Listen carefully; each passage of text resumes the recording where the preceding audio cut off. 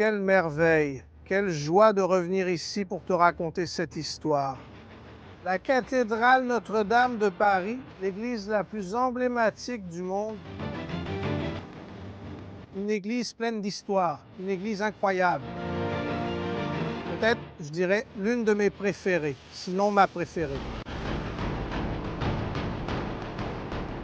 Elle a failli disparaître, mais elle a reçu des dons, l'équivalent de 5 milliards de réais, et maintenant, 5 ans plus tard, elle est pratiquement prête. Je sais, tu te dis, mais il y a encore plein d'échafaudages, il y a des grues autour. Oui, mais elle est presque prête, tu n'imagines pas le travail de ces 5 dernières années. Et en décembre, si tout se passe bien, le 8 décembre, la cathédrale sera de nouveau ouverte au public juste à temps pour Noël.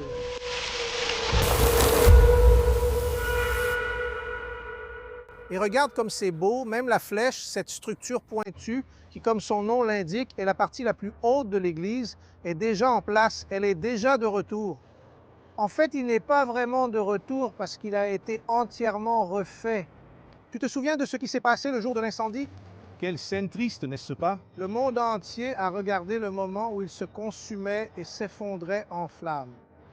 Il est de retour, c'est pratiquement une nouvelle flèche, et là-haut, il y a déjà le petit coq qui a toujours été là, le coq doré, qui est l'un des symboles de la France. Cela fait 5 ans que cette merveille architecturale, cette merveille de l'art religieux, pourquoi pas, a failli disparaître. Ça a été une tragédie, un choc pour tous ceux qui regardaient en direct et à la télévision, un choc pour les Français, un choc aussi pour les Brésiliens qui viennent beaucoup ici. Il y a tout le temps des gens qui arrivent, ça n'arrête pas d'arriver. Et dire que Notre-Dame a failli disparaître à cause d'une succession d'erreurs. Et c'est de justesse que les pompiers ont réussi à la sauver. Le lundi de la semaine de Pâques, à 18h18, et le révérend Jean-Pierre Caveau célébrait la messe pour des centaines de fidèles et de touristes. Une alerte s'est allumée sur le panneau de contrôle de la brigade d'incendie. À cause d'une limite du système d'alarme, il était impossible de savoir aussitôt ce qui se passait, ni s'il s'agissait d'un incendie ou du lieu concerné. Il fallait monter à pied 6 étages et vérifier personnellement l'endroit indiqué sur le panneau. Le gardien de service, qui avait été embauché 3 jours auparavant, est sorti de la nef de l'église où il se trouvait et a répondu à l'appel. Il n'a rien trouvé et est revenu. Et dire que 30 minutes précieuses ont été perdues avant qu'on ne découvre que le gardien nouvellement embauché était allé chercher l'incendie au mauvais endroit. Il était parti de l'autre côté. L'incendie, en réalité, était là-haut, dans le grenier, l'endroit connu sous le nom de forêt. Mais ce n'est qu'après que les flammes avaient déjà commencé à se propager qu'ils se sont rendus compte que l'incendie était dans la forêt. Un endroit appelé ainsi justement parce qu'il y avait beaucoup de chênes, beaucoup d'arbres centenaires qui étaient déjà centenaires à l'époque de la construction et qui servaient, comme ils servent encore aujourd'hui, à faire ce qu'on appelle la charpenterie. Comme ils disent ici en France, la charpente de l'église. Plus tard, on a appris que le gardien était allé dans l'autre grenier, celui de la sacristie, où il n'y avait aucun signe de feu, rien. Et c'est là qu'est survenue la deuxième erreur. Imaginez, au lieu d'appeler le numéro d'urgence des pompiers, la police, pour mobiliser tous les secours de Paris, le jeune gardien a décidé d'appeler son chef. Alors, qu'a fait le chef? Rien. Il n'a pas répondu tout de suite. Quand il a finalement répondu, après avoir écouté les explications du jeune gardien, le chef a dit qu'il se passait quelque chose de sérieux et il a finalement envoyé le jeune gardien au bon endroit. Et c'est là qu'ils ont découvert que Notre-Dame était en train de brûler.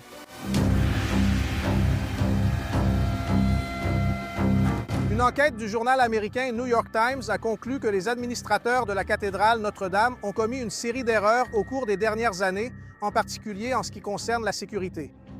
Par exemple, ils ont choisi de ne pas installer de gicleurs en haut de l'église, là où l'incendie a commencé, justement pour préserver l'architecture originale. Et en plus de ne pas avoir les gicleurs d'urgence qui auraient pu sauver la cathédrale à ce moment-là, le système qui a été développé pendant 6 ans était tellement compliqué, mais tellement compliqué, qu'il a gêné ceux qui auraient pu aider à ce moment-là. Les responsables de la sécurité de la cathédrale avaient un grand panneau devant eux. Mais au lieu d'apparaître là, par exemple, en indiquant feu à l'écran, des codes étranges apparaissaient comme celui-ci. Par exemple, ZDA 110-110-315-1, l'agent de sécurité incendie devait savoir ce que cela signifiait pour réagir à ce code, où il devait chercher dans un catalogue quelque chose d'impossible, inimaginable et totalement insensé. Cela a compliqué la situation, laissant plus de temps au feu pour détruire la cathédrale. Lorsque le jeune garde est enfin arrivé au bon endroit et a gravi les 300 marches étroites menant au toit principal, il n'a plus pu entrer. La chaleur de l'incendie était telle. Après tout, il s'agissait de centaines de poutres en bois qui étaient là depuis des siècles, complètement sèches, sans la moindre humidité. C'était plutôt une erreur, selon l'enquête du journal New York Times. Les administrateurs français ne croyaient pas que des poutres en chêne aussi anciennes brûleraient aussi rapidement. Après la tragédie, c'est là que l'explication correcte est apparue. Le bois ancien, celui qui a 200, 300, 400, 500 ou 600 ans, met un peu plus de temps, oui, que le bois neuf à brûler. Mais cela ne veut pas dire que le feu ne se propage pas rapidement. Au contraire, c'est exactement ce qui s'est passé. Et ceux qui ont analysé l'affaire de près ont dit que la surprise n'était pas l'incendie. La vraie surprise, c'est que l'incendie ne se soit pas déclaré plus tôt. Ce dernier commentaire est quelque peu injuste. Après tout, Notre-Dame a déjà pris feu auparavant. Elle a déjà été partiellement détruite pendant la Révolution française et a dû être presque entièrement reconstruite. En réalité, la destruction fait partie de l'identité de la cathédrale. Eh bien, c'est étrange, n'est-ce pas? Mais après tout, la première église qui existait à cet endroit, de style roman, a été démolie pour laisser place à la cathédrale de style gothique. Et les pierres ont été réutilisées.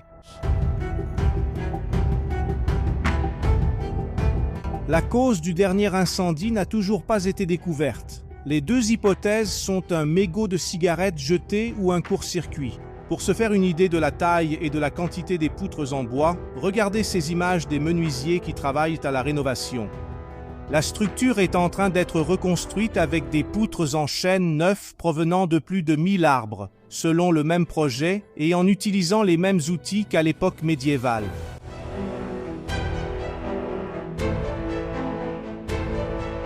Il était déjà presque 7 heures du soir ce lundi-là. Avec tant de défaillances dans le système et dans la communication, la course était maintenant contre la montre. Ce n'est que 30 minutes après la première alerte que la brigade a été appelée et qu'environ 400 pompiers sont arrivés. La deuxième heure après l'alerte a servi à renforcer le dispositif de lutte contre l'incendie. Faute de bouches d'incendie suffisantes, les pompiers ont positionné une barge avec une puissante pompe à eux au bord de la Seine, au plus près de la cathédrale sur l'île de la Cité, au centre de Paris. Il s'est écoulé près de 2 heures depuis le début de l'incendie avant qu'il ne commence à pomper suffisamment d'eau pour réduire le feu. À 19h50, la flèche s'est effondrée et le monde entier a assisté à cette scène en direct.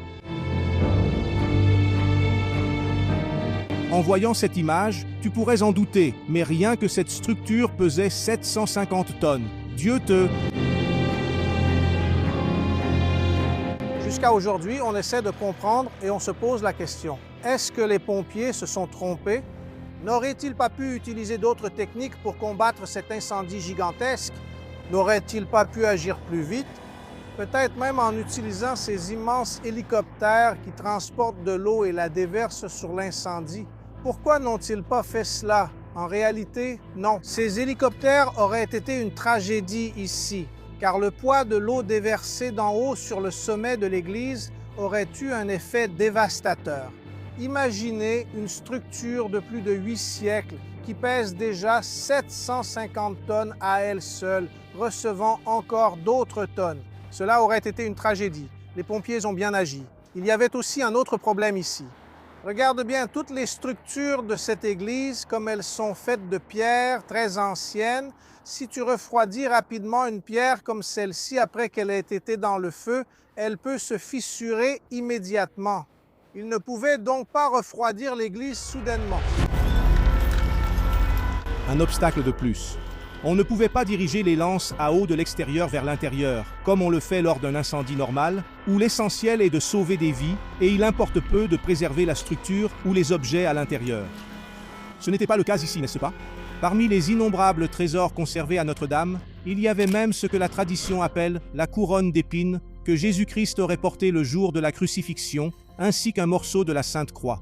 Il fallait sauver les reliques et, pour limiter les risques d'effondrement, les pompiers ont dû risquer leur vie. Ils sont entrés dans la cathédrale et ont projeté l'eau de l'intérieur vers l'extérieur. En première ligne du combat contre les flammes, sur le toit principal, se trouvait une championne de CrossFit de 27 ans, la lieutenante des pompiers, Myriam Chudzinski. Elle connaissait déjà la structure de l'intérieur, car elle s'était entraînée sur place et savait par où se déplacer. Mais selon elle, la chaleur était si intense, plus de 500 degrés Celsius, qu'il était impossible de continuer. À ce moment-là, une boule de feu a explosé au plafond, sous la flèche, et les pompiers n'ont survécu que parce qu'ils se trouvaient derrière un mur. La lieutenante a reçu l'ordre de battre en retraite par radio, le toit ne pouvant plus être sauvé. Il y a eu une autre erreur grave lorsqu'ils ont rénové, qu'ils ont complètement repensé le système de protection contre l'incendie à Notre-Dame. Ils n'ont pas voulu installer de porte coupe-feu, celle qui bloquait la propagation de l'incendie, afin de ne pas dénaturer l'architecture originale de la cathédrale gothique. Dans de nombreuses églises en Europe et ici en France, ce système fonctionne. Et s'il avait été installé ici, il aurait sans aucun doute permis de prévenir, au moins en partie, la destruction. La stratégie maintenant était de réduire la réduction des dégâts. Éviter l'effondrement total de l'église. À l'arrière de la cathédrale, au-dessus de l'autel, il y a 2 grandes tours. L'une avec 2 cloches géantes et l'autre avec 8 cloches plus petites, mais tout aussi lourdes, voire plus. Toutes ces cloches reposaient aussi sur des poutres en bois centenaire déjà en feu. Le vent soufflait vers le nord, précisément en direction de la tour aux 8 cloches. L'effondrement n'était qu'une question de temps. Si la tour nord s'effondrait, elle entraînerait la tour sud avec elle et probablement les tribunes. Les murs de Notre-Dame ne résisteraient pas à un choc d'une telle ampleur. L'ordre était de sauver les tours. Le changement de stratégie a fonctionné et c'est uniquement grâce à cela que Notre-Dame ne s'est pas effondrée. Mais les pompiers ont encore eu besoin de 2 heures supplémentaires pour maîtriser l'incendie, qui n'a été complètement éteint qu'après cela. Le lendemain, ce furent 15 minutes décisives. À 21h45, un peu plus de 3 heures après le début, l'incendie de Notre-Dame a finalement été maîtrisé. À 23h30, le président Emmanuel Macron est apparu en direct à la télévision et a déclaré que le pire avait été évité. Sa promesse était de reconstruire Notre-Dame, mais le président a demandé des contributions. Ce n'est qu'avec les dons qu'il y aurait suffisamment d'argent pour réaliser un projet de cette ampleur. Dès le lendemain, les milliardaires de France ont répondu à l'appel et ont commencé à faire des dons. En moins de 24 heures, l'équivalent de 4 milliards de réais avait déjà été donné pour commencer la reconstruction de l'Église.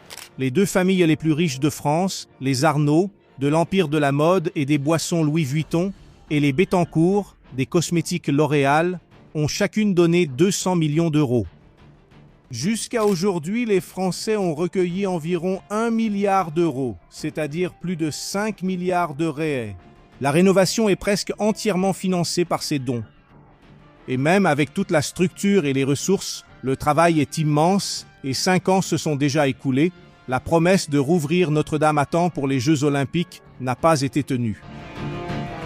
À ce moment-là, avec Notre-Dame en flammes, en direct, devant le monde entier, l'impression était que tout était perdu, surtout après l'effondrement de la flèche.